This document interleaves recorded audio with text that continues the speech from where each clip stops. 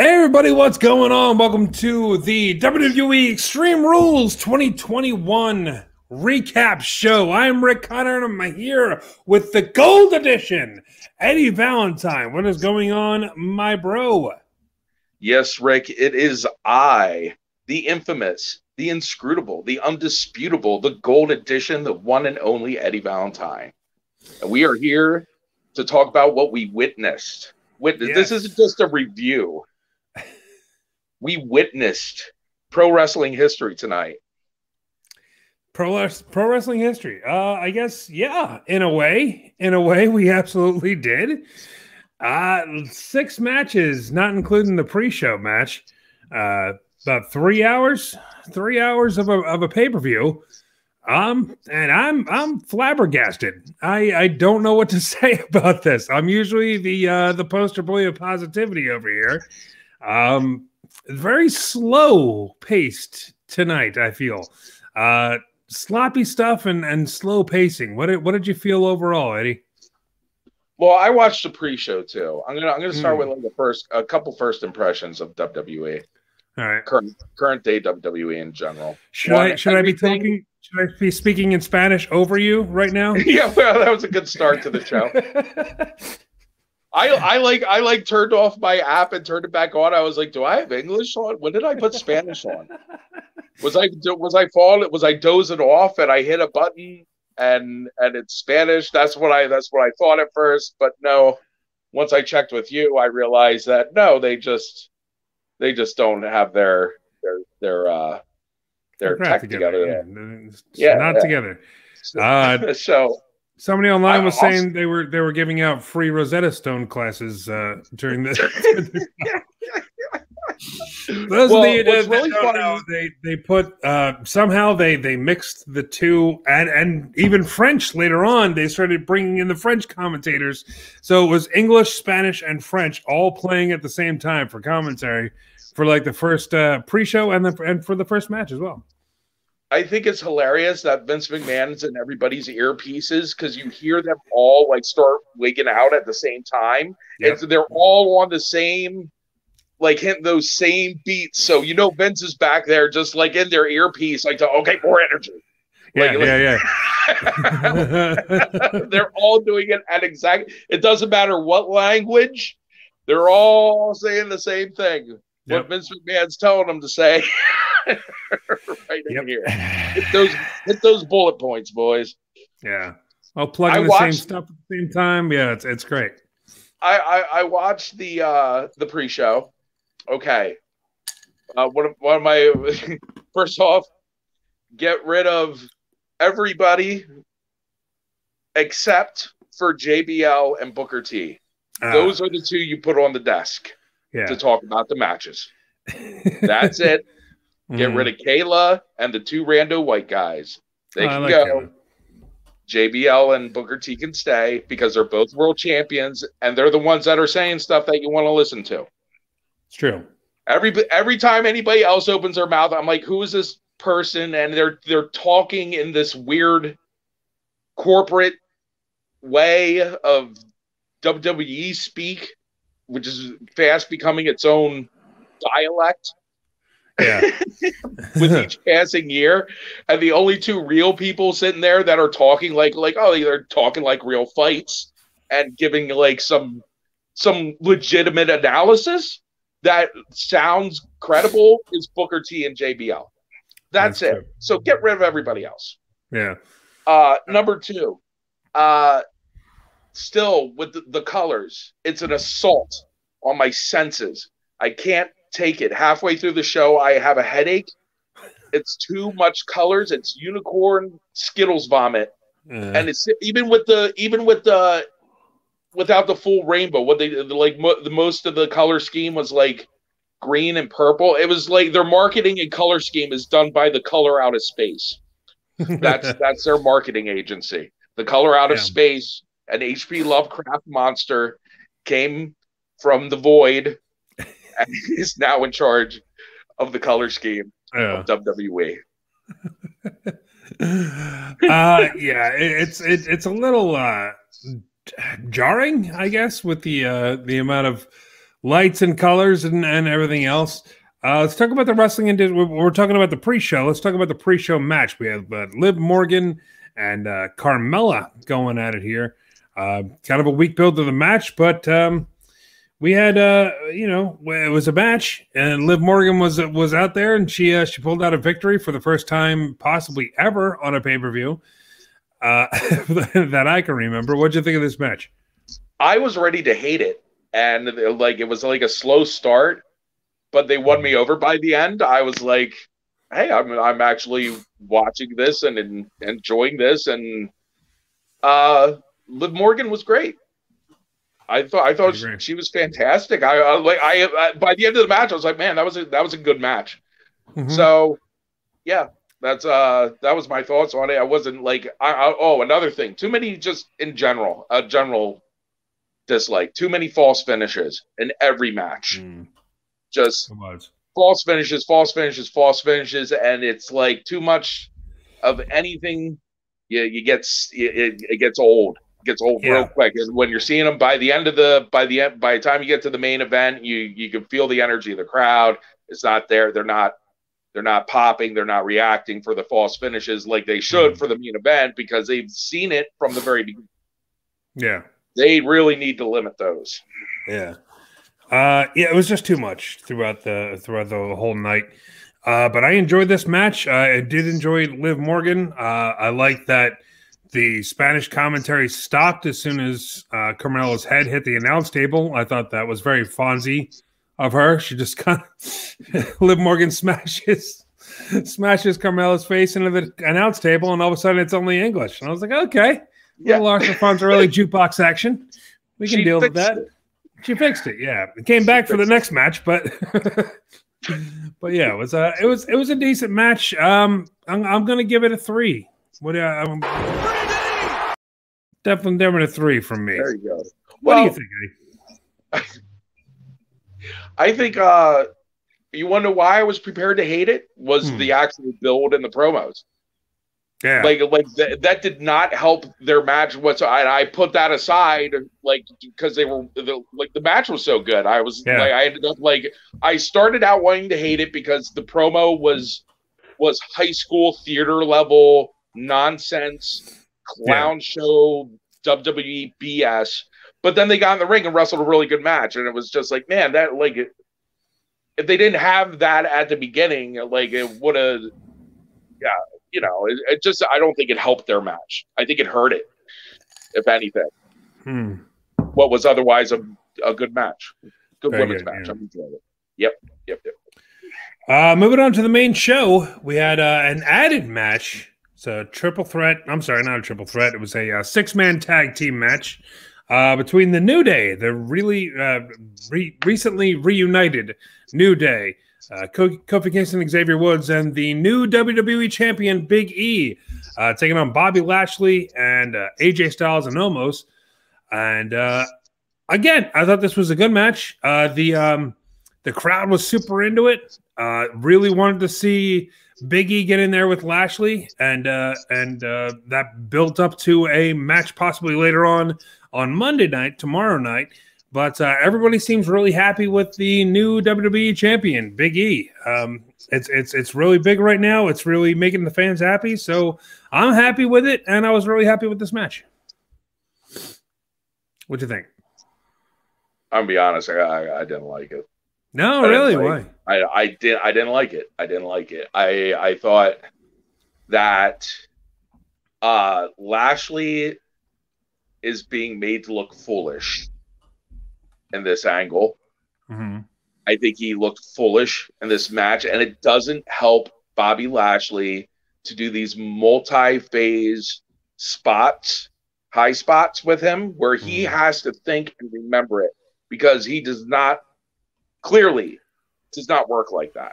And it shows in everything he does. He starts stumbling around like Frankenstein. He starts Frankenstein selling, and it's because he's thinking.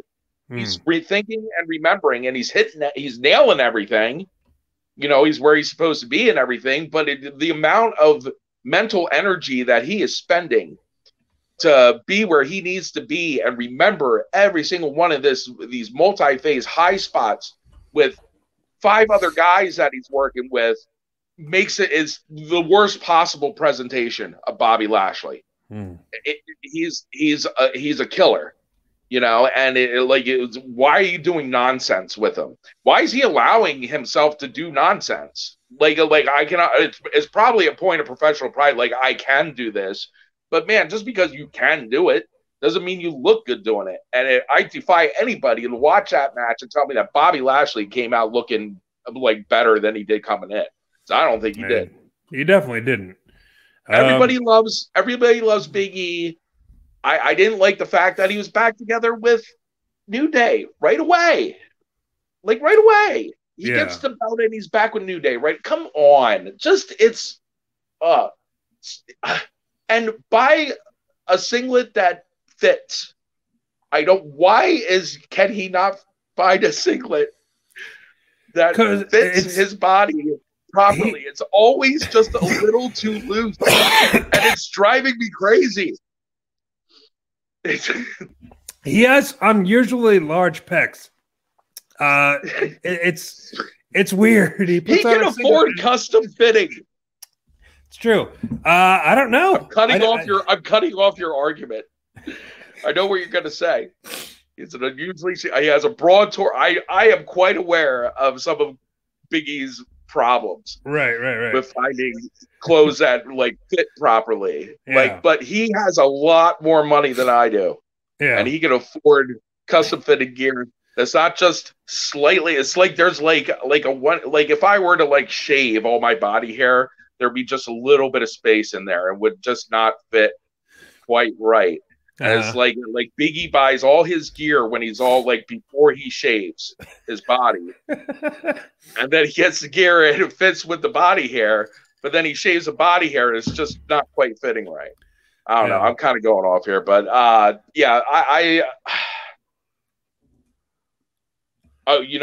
thought the finish was really sweet with the with AJ Styles and the spear and everything. That was slick. Yeah. That was probably the best part about that match. Yeah. But aside from that, I mean, it's not. I can't like pick it apart for being technically bad, except for nitpicking it. But I just don't think it did anything for Bobby Lashley and Big E to do a 6-man tag. It's that WWE formula of let's not worry about this match. Let's worry about the next match. Let's worry about what we're setting up to. Why couldn't this have been a Survivor Series match? Just elimination? It could have been. Yeah. Or are you talking about being on the pay-per-view coming up in a month or so?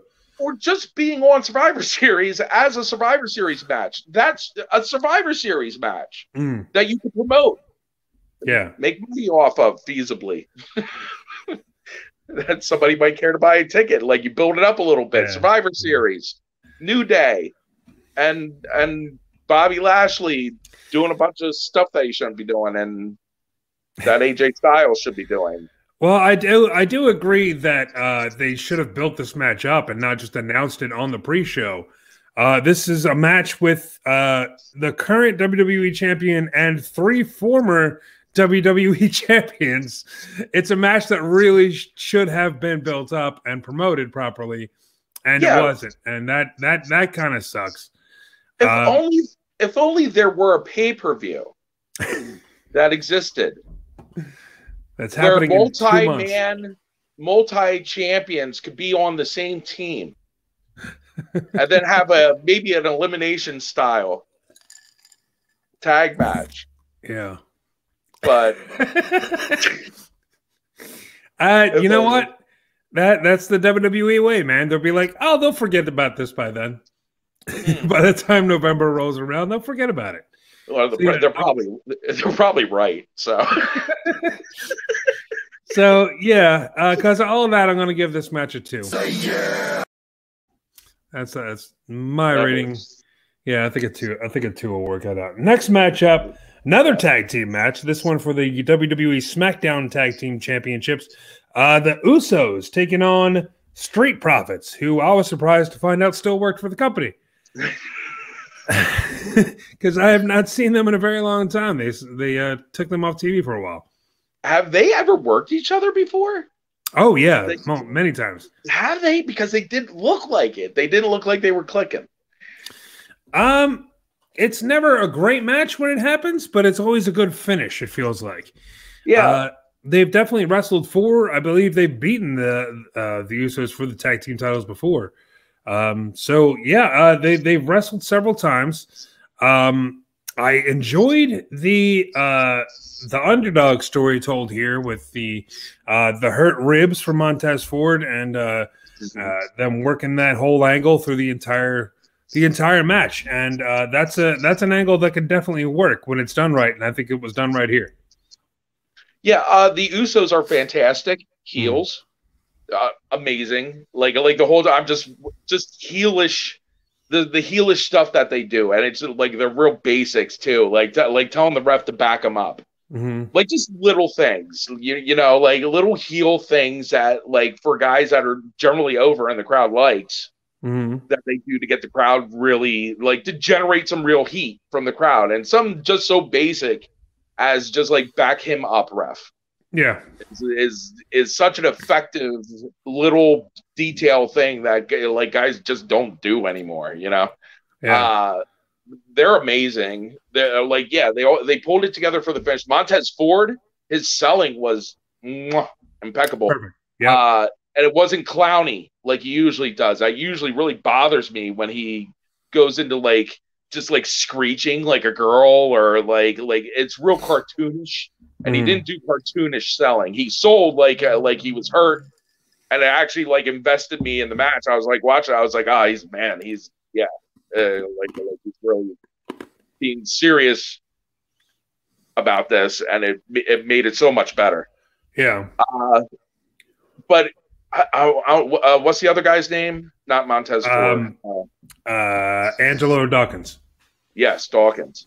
I don't know if I think it's something with him. Like their timing with him is not good. I don't know what it is. Like their timing together, it's not off. Montez Ford, they seem fine with. But Dawkins and Jimmy and Jay, I don't know if somebody stiffs somebody at some point, and they're trying to be ultra careful about not doing it, like to keep things like chill, like because that's kind of what it looks like to me. But overall, I enjoyed the match. Yeah. I'm going to give this match a 3. I thought it was good. Decent match. Nothing great. And I like what would you call it? Just the feeling of, oh my God, I think they're actually going to do it. Which I think WWE does very well. It's like, oh, I thought this was a foregone conclusion. I thought the Usos were definitely going to walk away with it. Now I'm not so sure. But I really enjoyed that. I thought that frog splash for Montez Ford at the end looked beautiful. Oh my God, that was amazing. I'm like, oh my God, I think he's going to pin the Usos with hurt ribs. Is this actually going to happen? It didn't, but they got me believing it, so I really enjoyed it. Are the Street Profits the biggest tag team that they have to face the Usos right now? I mean, I assume that's the case. Like, on SmackDown, there's nobody left? I don't think so. On SmackDown? Oh. Wow. Their tag team scene's pretty weak. On Raw, there's tag teams that are there, like Gable and the big guy, Otis. Like they're there. Like there's teams like that, but you don't really think about them. That's the WWE curse, man. With tag teams, WWE for some reason hates tag teams, and it's not for some reason. It's Vince doesn't think tag teams draw. That's it. Yeah, Vince doesn't like tag teams. Like it's wrong. That's it. That's all. That's it. It's not a magical mystery. It's just Vince doesn't like tag teams and doesn't think they're money. So.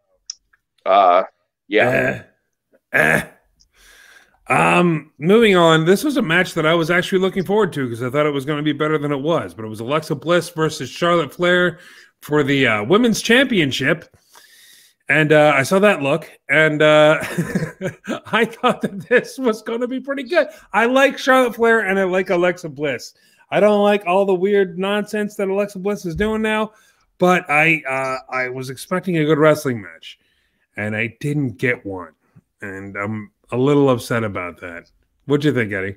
Well, there's a couple. See, here's a couple. There's a couple problems with, like, I mean, number one, the number one problem being is that Alexa Bliss is not a very good professional wrestler. Hmm. She's not on the level of Charlotte Flair. And that's the, not many women like wrestlers can even touch her. Yeah. But at the same time, I mean, she's carrying her through the entire thing. Like it's almost like she's leading a greenie through like her first big match. Like and Alexa Bliss has been around for how long now?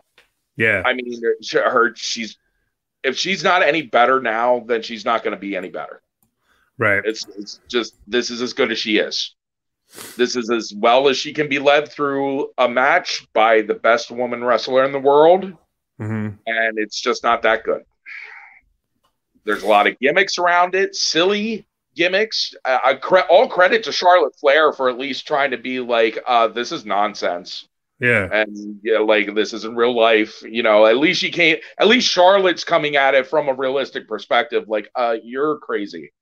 And this is all, like smoke and mirrors and crazy things in your mind or whatever. I the best part of this match is the post with Charlotte ripping Harley Quinn's doll apart. I don't even call her Alexa Bliss. I call her Harley Quinn. In my notes, she's Harley Quinn. So I just call her Harley Quinn.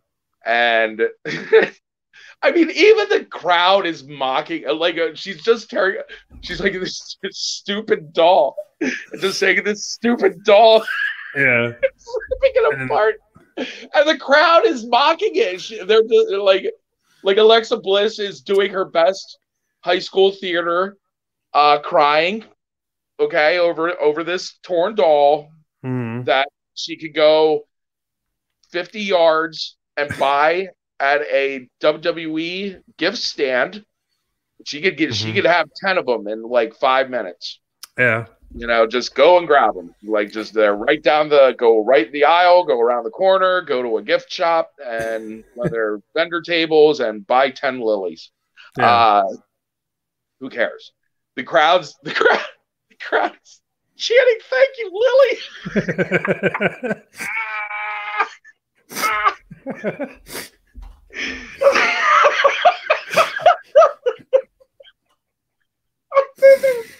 They're clearly just laughing at this. Yeah. They're laughing at it. I mean, you don't get a "Thank you, Lily" chant for a ripped up doll unless that's the crowd laughing at your angle. Yeah.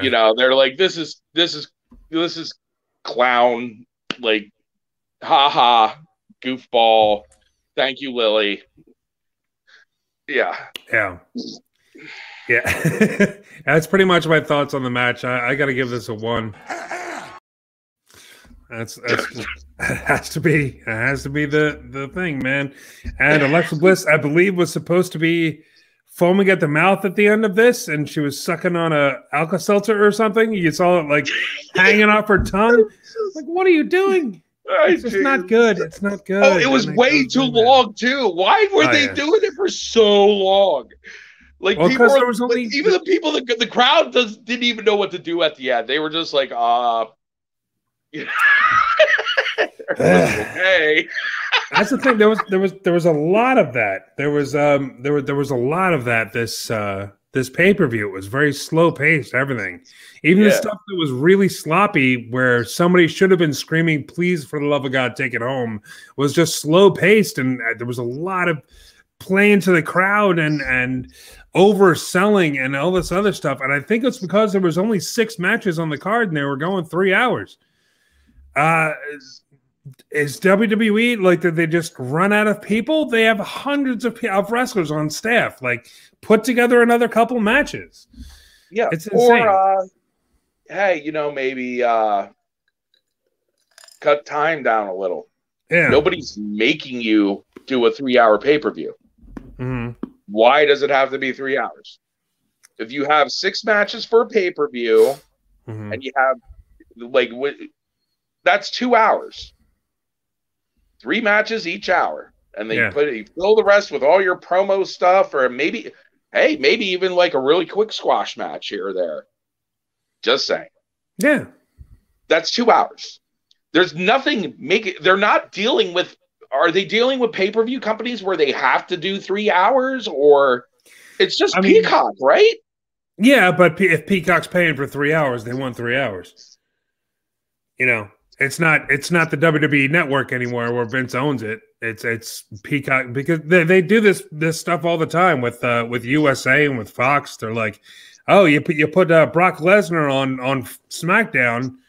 How about USA, man? We want something. We want some big surprise happening on our show too. It's like it's the same company with 2 networks fighting over who gets what. It's really, really terrible.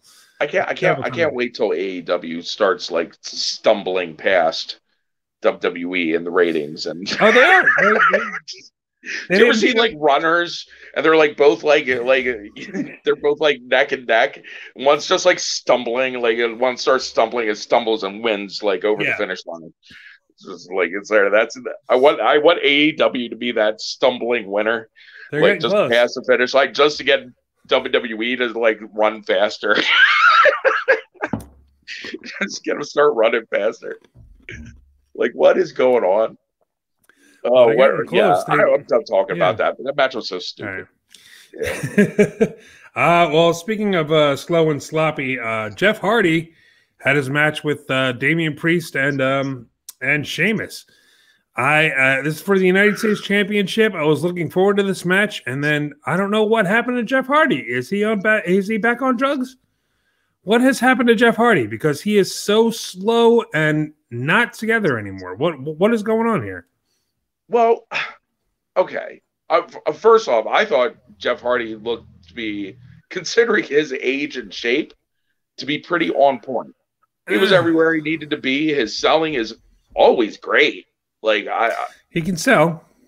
It's okay. First off, he's the most over guy in the match. Oh, definitely. Right? First off, why is this a triple threat? This should not have been a triple threat. This should have been Damian Priest either versus Sheamus or face versus Jeff Hardy, which I would have just gone with Sheamus versus Damian Priest. This did not, and I'm assuming that this was to get Damian Priest over because Jeff Hardy's not the next hot young thing coming up. Damian Priest is.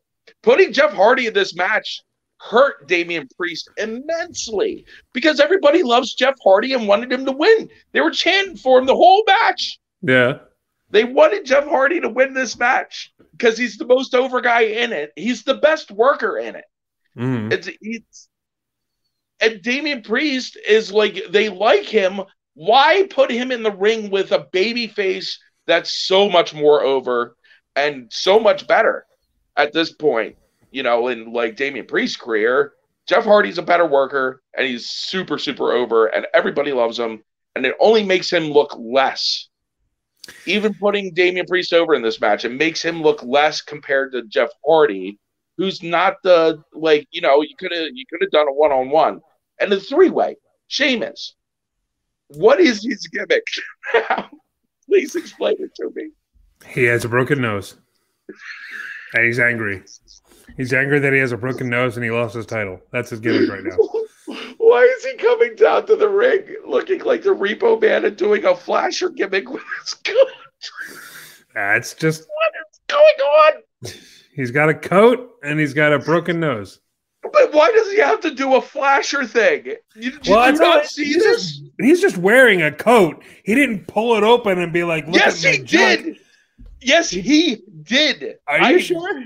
I 100% guarantee you go back and watch it. He gets on the second rope. He takes the coat and goes on, like a flasher. I'm like, what is he doing? What is this? Plus, he's wearing the face guard, which I assumed was a nose guard for a broken nose. Yeah. When he comes down with the coat, he's looking like the Repo Man and doing a flasher thing. And now I don't know what's going on with him. He was a king leprechaun, a giant leprechaun. And now he's a flash. And then he was like some Goomba, some Irish thug with a hat with that Vince McMahon saw him wear one day and insisted that he wear to the ring. And now he's Repo Man Flasher, and it's weird. It's just weird. I am a big fan of Sheamus and his work. He is a big bruiser. He's exactly like the kind of, he wrestles like the guy. He reminds me of like Nate Hadrian, like just a big bruiser guy. Like he's not fast, and he's a lumbering powerhouse that lays there. And it would have been great to have seen him and Damian Priest in a match for the United States title. I would have loved to have seen that. And they decided to make it a three-way with a much more over babyface in there in an attempt somehow to get Damian Priest over, which all they ended up doing was getting Jeff Hardy more over, which he didn't need to do. I don't know, man. I disagree somewhat. I agree that Jeff Hardy's over like crazy, but he always has been.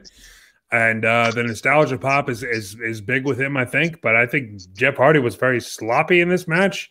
I think Damian Priest outshined him like a lot, to be honest with you. And Sheamus did as well, if you ask me. But I don't know. I don't know why it was a triple threat. It was maybe they've done Sheamus versus Damian Priest for a couple months now. Maybe they were just looking to shake it up and get a reason to have another Damian Priest versus Sheamus match down the line.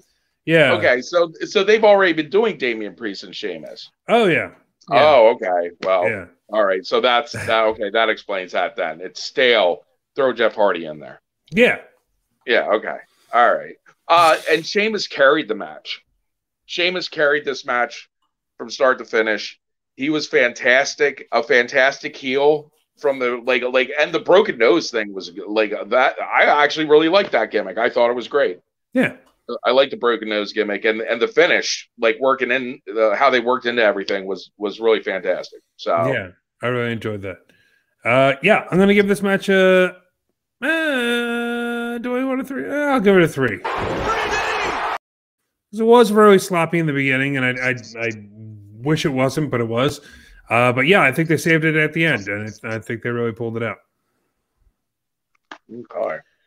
I think so anyway. Moving on. Oh no, I think that was most of the matches tonight. Like a lot of them were slow starters, but like because a lot of them I was just sitting there, I was exhausted. I was just like, oh, when is this going to end? Yeah. And then like halfway, something usually happened like about halfway through the match. They started pulling me into it, which was like, thank you for that at least. Thank you, WWE. Thank you, WWE. Thank you, all the workers that had slow starting matches. Yeah. Yeah, you all brought it together at the end. Except the one. Another women's match coming up. Becky Lynch versus Bianca Bel-Air. For the SmackDown Women's title, this is the big rematch from SummerSlam. Bel-Air has actually lasted more than 3 seconds in this one, which is cool. I really enjoyed this match. I thought this was fast-paced. I think Bel-Air is a star. I think she was on point tonight. Lynch is doing good as a heel, really playing up the heel parts, I think.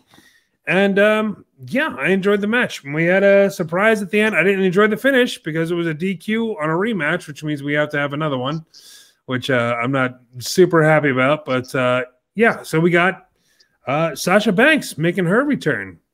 Still no explanation as to where she was or why she wasn't at SummerSlam. But here we go. We're on it now. And Eddie just said, screw it. We're not going to do this.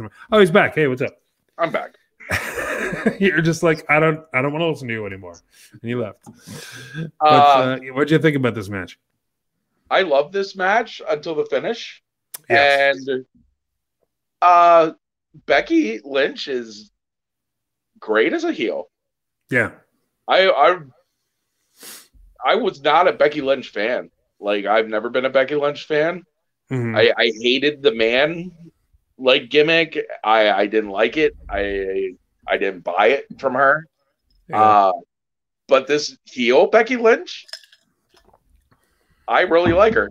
I think the look, how she the arm bars in this match, I'm gonna lose my mind. I don't know if Bianca Belair is scared of having her arm extended Yeah, she kept on tucking it in. Or Becky Lynch is scared to extend her arm, but extend it and hold it like you actually. At no point did Bianca Belair look as though she was actually in danger of being in any kind of pain or of losing to any armbar that Becky Lynch applied to Bianca Belair tonight. They were sloppy, loose. It made John Cena's STF look like Ric Flair's figure four. It was ridiculous. It really bothered me looking at it because everything else was so good, and she's not extending or trying to extend on these arms or even holding her arm, just holding it. She wasn't even holding her arm 90% of the time in the armbar. Why? I don't know. It was a really good match. The finish obviously sucked because Sasha Banks just ran in. Nobody stopped her from doing anything. Nobody ran out. Nobody no security. She could just come in and did they say it wasn't an Extreme Rules match? Was it? No. So it was an instant disqualification. Don't know why. Don't know why she chose that point to run down. Could have ran down at any point during the match. Could have ran out before the match. It's very confusing. But I'm glad to have Sasha Banks back. I think Sasha's a great worker, and I'm looking forward to seeing what they do next. Not happy with the finish, but I'm. Sasha Banks ruined what was a really good match, and I hate her. Boo, Sasha Banks, boo. I'm still giving this match a 4. I think it's worth it. I think the match that they did, I think, was really good, and it was a DQ finish, which sucks, like we said. But I think it's going to build up to something pretty big in the future. Either Banks versus Lynch is going to be really good if they're doing that, or if they do a triple threat, it's still going to be really good. So looking forward to it. I'm giving it a 3 based on the finish and Sasha Banks. Ooh. 3. Okay. And now on to the main event. We're at the main event already. Reigns versus the Demon, Finn Balor.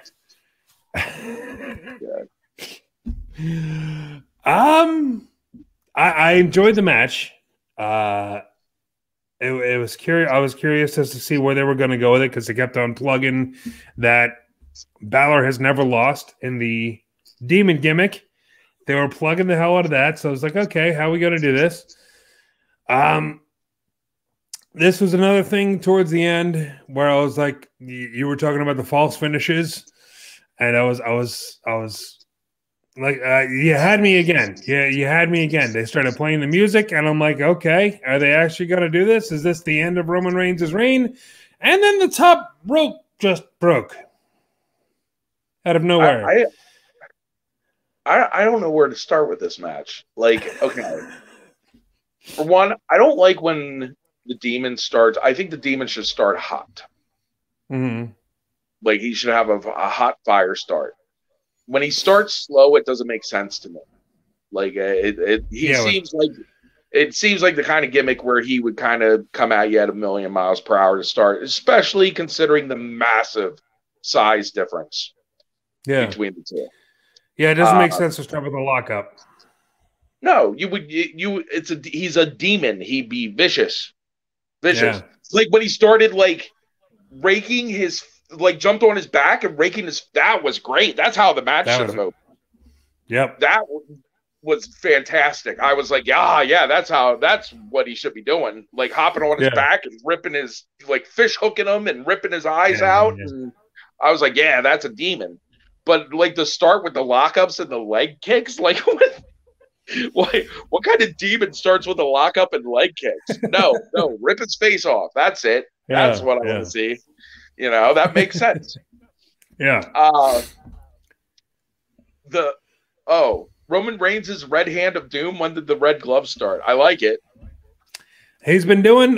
He did a gold one for a while, and then he did a white one, and this one he just decided to do red.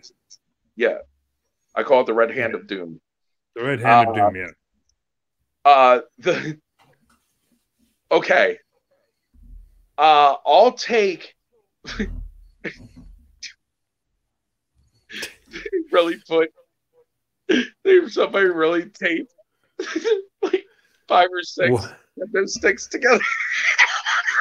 It becomes 5 or 6 of those sticks taped together. It has to be better than one kendo stick. First of all, give me the 5 or 6 kendo sticks. He couldn't even swing them because they would have fallen apart.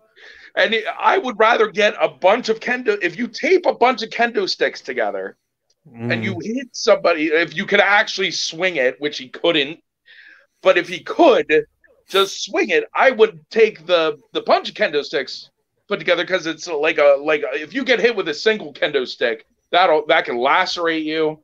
It'll go to my Facebook to see what like kendo stick shots will do to you. Like a single kendo stick shot will cut you open. Leave like bumps and big bruises, and give me the 4 or 5 kendo sticks taped together that nobody could possibly swing and do any serious amount of damage to you whatsoever. I'll take that one all day long over the single kendo stick. Let's see what else happened in this match. I mean, the table spots were good. I was really into it. Oh, the mask. Roman Reigns extending his hand for the mask from Paul Heyman. Roman Reigns should be given way more credit than what he's given. He is carrying this company on his back, the whole company. He is carrying the whole company on the back. It's the best. He's the top guy. There's like nobody left. This is the only time I've ever been interested in Brock Lesnar versus Roman Reigns. Yeah, easily. I was never interested in any of their other matches. Like when they were pushing him as a Vince McMahon babyface. Now that he's the real Roman Reigns, I want to see Brock Lesnar versus Roman Reigns. Like just stuff like that. Just extend the hand, and Paul Heyman pulls the mask. He uses his mask. He puts a mask in his hand. He puts his mask on, and then goes and fights out the crowd. Great. Absolutely. That was fantastic. Then the tables with the Usos and the spear, which WWE does amazingly well, of the guy coming out from off of off camera, from out of the camera shot, and like the spear was like it was that right there. Those are great shots. The spear was fantastic, and then we're into Gonzo WWE full on comic book superheroes, magic, superpowers, possible divine intervention. This finish went off the rails and jumped the shark in a way that I've never seen WWE do it. I've never seen anything like this. Okay, so Finn Balor. This is after the spear. Finn Balor is on the outside, on the floor, and then there's Finn Balor's like heartbeat at the beginning of his. Oh God! Him song starts, and he twitches a little. The twitching was god awful. I can't even begin to defend that. I understand. It wasn't quite. It wasn't Hulk Hogan level twitch. No. But I understand where they were going with it. I understand what they were trying to do. They were please, let me hear your explanation of what they're trying to do, because I know what they're trying to do. I know what happened, but go ahead. It's the build up, the premise that we were supposed to take away from this was that the all right, how can I put this in like the most comic booky way? Like whatever, like the lifeblood of the demon was being filled. This is very Ultimate Warrior level stuff here. The from the heavens it rained down and it filled him. The heartbeat beating again. He's coming back from the dead. He's being resurrected. And then the music obviously gives him strength. And he's now he's fully charged. He's a fresh Demon Finn Balor, and he's charging, and he's ready to go, and then something happened where the rope broke. The rope just happened to break. It just happened to break, and if it didn't, we'd have a new Universal Champion right now. That's what we were supposed to take away from this. No. That's not what freaking happened. What happened was when we got dead fish Finn Balor flopping around on the ground, and then the music playing for no reason. Everything went red, which we know everyone hates when we have to see them wrestle in red lighting because it makes it very hard to see. And then the rope, they did the rope break thing like they usually do with at least it wasn't the entire ring caving in on itself like it usually is. And it was just not, it wasn't done very well. It just wasn't done very well. Okay. But I was into it. I was into it until the rope broke, and then I was like, that was dumb. Okay, I could have gotten behind it. You go ahead, please. Tell me your thing. Your what actually happened here? Okay. Well, this match, it may have been my mistake of like watching it from a person. I'm not going to say it's my mistake. I'm going to say it's WWE's mistake of misleading me into thinking that because Roman Reigns has been presented so credibly recently for the past year or over a year now as a credible real live person that can beat real live human beings in a physical contest in the ring where people are trying to physically hurt each other to the point where they can no longer continue or are pinned or submitted. And that's been Roman Reigns for the last year and a half. So now he's wrestling Finn Balor. And at no point in this match, up until the very end, was there anything supernatural or superhero-y or comic booky or anything. And no intimation of any kind of mystical powers or demon powers or anything like that. So except for after the spear, and he starts flopping and the music's going and he's twitching and his heart's beating and the red lighting comes on and the music starts. And now I'm like, okay, now this has taken a hard turn. We are now in a magical comic book land where the demon is a superhero. He is a he has superpowers. Because, like, otherwise, if it's real world, we have to assume that there's somebody in the back hitting a button, hitting a heartbeat to try to somehow, like his music are like paddles, like the charging paddles, like defibrillator paddles, defibrillator paddles, right? You know, like there's some guy in the back, just like the sound guy's a huge Finn Balor fan. He hates Roman Reigns, and he knows that is the right moment to use the the music and the red lights as a defibrillator on the demon, which somehow works. No, again, like that obviously we'll throw that right out the window. That's nonsense. He has to be a superhero and has magical demon powers. So now I'm like, okay, he's a magical demon, and like he's never been beaten before, and he's going against Roman Reigns, and Roman Reigns is an unstoppable monster. But he is only a mortal man. So now there's like red lights, and there's fog, but there's no way that Finn Balor is beating Roman Reigns for the championship. That is not happening. That's not happening. Not happening. In the real world, not comic book demon world, in the real world, Roman Reigns is not losing that title. It's not happening, right? Yeah. So now he's on the top rope, and they did the fog, the smoke machines, and they did too much. Whoever was on the smoke machine screwed it up. because you couldn't see him on the top rope. They let out so much smoke because they were probably like, release the smoke. It was probably Vince screaming in the back like, oh, it's time. The smoke. Release the smoke.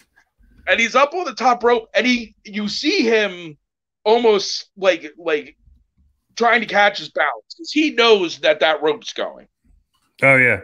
Finn Balor knows that rope's going. When you see him stand up on it, he almost loses his balance a little bit because he's anticipating that rope snap.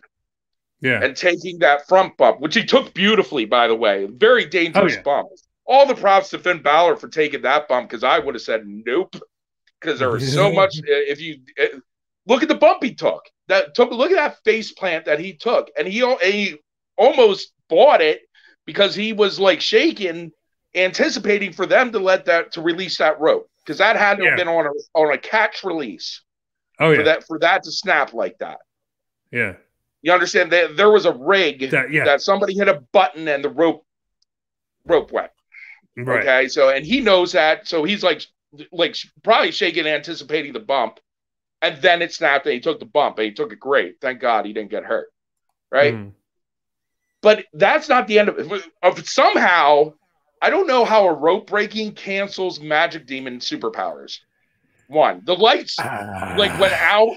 It was like the broken rope sucked the powers out of Finn Balor. The lights come on. We're back in the real world now. Now it's like the rope broke. Now, it's not what the takeaway at this point may very well be divine intervention. Because at the end, Roman Reigns is looking up at the sky, like, oh, what happened? Like, what happened to? He's looking up. He's looking up to the heavens. Yeah, like this was divine intervention. There was no other way to defeat Finn Balor. They booked themselves into a corner, and they were like, the Demon has superpowers at this point. There's no stopping him. What if the top rope breaks? What if it's God? Just blind block, save Roman. It's God. I'm telling you. Look at it. Roman Reigns is looking up at the sky like oh, what? Like fate intervened on Roman Reigns' behalf and saved him. That was the finish. Fate. Yeah. Fate won this match. That is what happened. Now, my question is where does this go? Like, is this a one-off that they were just like, we just booked ourselves into a corner, have the rope break? It's blind luck. It's fate. Roman Reigns wins because of fate. Demon really didn't lose because, I mean, it was just bad luck that the top rope broke and broke his superpowers at the same time. And all at the same time, that is the same time the rope broke his superpowers. His superpowers is Logan regeneration. Demon powers broke at the same time with the rope. Like his powers were tied to the top rope. You understand that the demon's powers don't work when the top rope isn't firmly secured. I know what you're saying. It's like Samson with his hair. Right. If you cut Samson's hair, he's not strong anymore. If you break the top rope, the demon loses all his powers until that's fixed again. You won't see the demon again unless the top rope is firmly secured. Yeah. Now, I had an idea for an angle years ago when they were trying to push Roman Reigns as a face. I called it the Groundhog Day angle, where to get Roman Reigns over, you have him come out and just be like, look, I know you hate me, but I exist in this universe where they will not let me lose. I exist in the Vince McMahon universe. There is nothing I can do to change what is happening here. There's nothing you can do. The only person that can change that is God, a.k.a. Vince McMahon. And and then he would go through a series of matches where, like, watch, I'll prove it to you. And he would try to lose. And they would just keep coming up with ways of making him win. Yeah. But it involved fate and divine intervention. And that's what this looks like. He's looking up at the sky at the heavens. It's just like divine intervention that saved Roman Reigns this evening. It's garbage. Yeah. It's hot garbage. They just booked themselves in a corner and didn't know how to get themselves out of it because they kept pushing the demon as a supernatural, unstoppable force that's never lost. And they could not obviously put him over Roman Reigns. And they didn't know what else to do. and they came up with this clown show, caca, gaga, crap, trash finish to a match that was otherwise very good, and I enjoyed very much. So you're giving it a 4? I'm gonna guess. I don't know what to say about this match. Yeah, I don't know either. I'm not even ranking it. I don't know what to say about it. I just said a lot about it, but it's beyond belief. I'm going to give it a 3 because I enjoyed the match and the finish. You know, whatever they did, their weird space oddity, comic book, otherworldly stuff. So give it a 3. Why not? All right, give it a 3. Sure. Overall, though, I think the show gets a 2. I think it gets a 2. I don't think this was a very good show at all. Very slow pace, very sloppy. The finishes were weird. Honestly, one of the best matches was the pre-show match. It was Liv Morgan and Carmella. Probably, I mean, you know, other people did better stuff, but I mean, it was, and I don't know. Honestly, I don't. If the finish didn't suck so hard for the Lynch and Bel-Air match, I would say that was the best match on the show. But I don't know. I'm gonna have to give the whole thing overall a 2. Just so much weird stuff happened. Yeah, like weird things. It's just nothing makes sense in this world anymore. It used to make mostly sense. Somewhat it made sense. Some of the times it made sense. It seemed like once upon a time there was a basis in reality. And even like the guy that is based in reality tonight relied on divine intervention to hold on to his title. And it's silliness. Just beat him. Just beat the demon. Oh, looks like Roman Reigns, the guy that's beaten everybody. That's going to hurt Finn Balor to lose to Roman Reigns as the demon. Come on. He's beaten Brock Lesnar multiple times. Like, it's okay to put Roman Reigns over the demon. Everybody would have accepted it. They would have accepted it. Yeah. Everybody thought that was what. Now they got superpowers and a broken rope. Is what it is. Okay. Well, speaking of things that are broken, you had a little rant that you wanted to go on, did you not? Oh, I wanted to do the I'm off my med segment. Yes, this is a new segment that is happening on the Rassle Rock Review Show. This is starring Eddie Valentine, and it's called "I'm Off My Meds." I'm off my meds.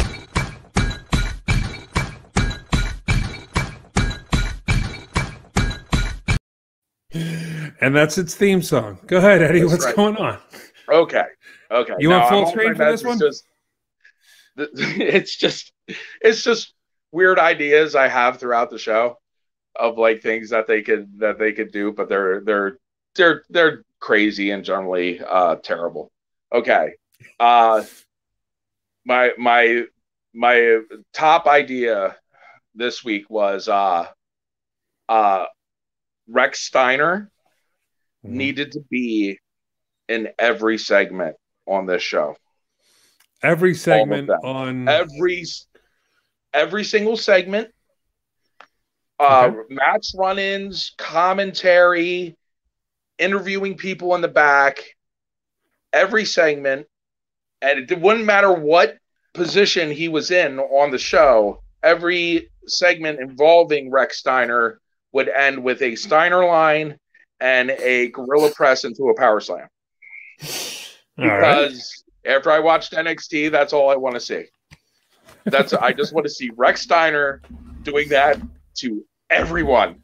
To everybody. And everyone in the Fed, I want to see Rex Steiner just mow him over. Yep, just Rex Steiner. And when Rex Steiner is not on camera, at any point in the show, everyone has to sit around and go, "Where's Rex Steiner?" All right. That was Okay. That's number one. Did I You have any enjoy others? Rex Steiner. Was that your only point? I do enjoy Rex Steiner. Did I have any other ones? I don't know. for I'm off my bed. So let's think. You haven't talked to me about any of this, so I don't know what's going on through your head. No, I just kind of formed the idea today. So well thought out from Eddie Valentine.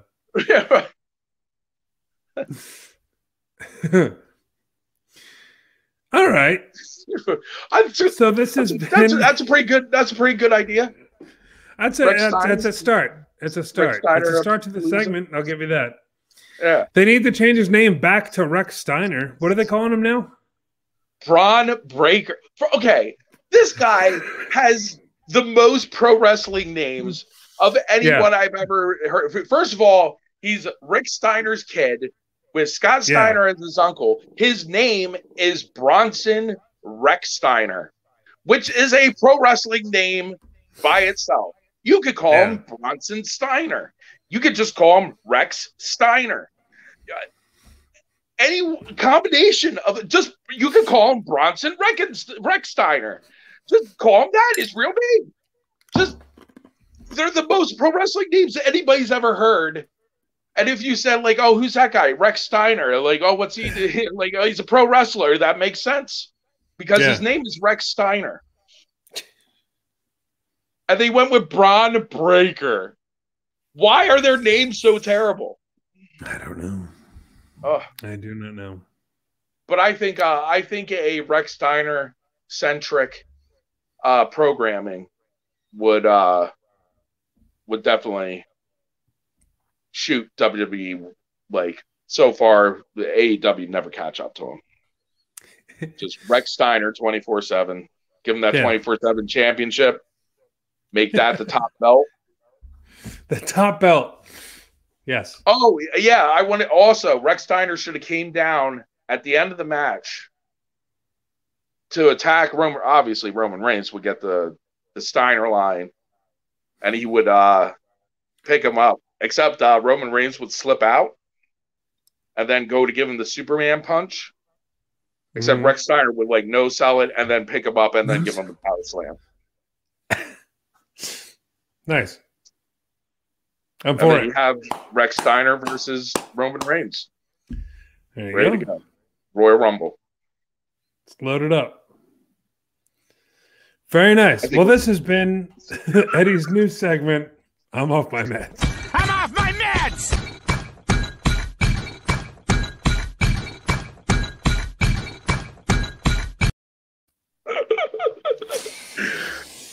Oh, it's very late. It's very late. It's after midnight. We got to wrap this thing up. Okay. So, in other words, the I'm off my bed segment is just whatever wacky pro wrestling idea that you would like to that you think of. It could be crazy, or the crazier and more terrible, the better. But it should be fleshed out. Yeah. So, yeah. I'm for it. I'm absolutely for it. All right. All right. Well, thank you very much, everyone, for watching. I appreciate it. We appreciate it. Please like, comment, and subscribe.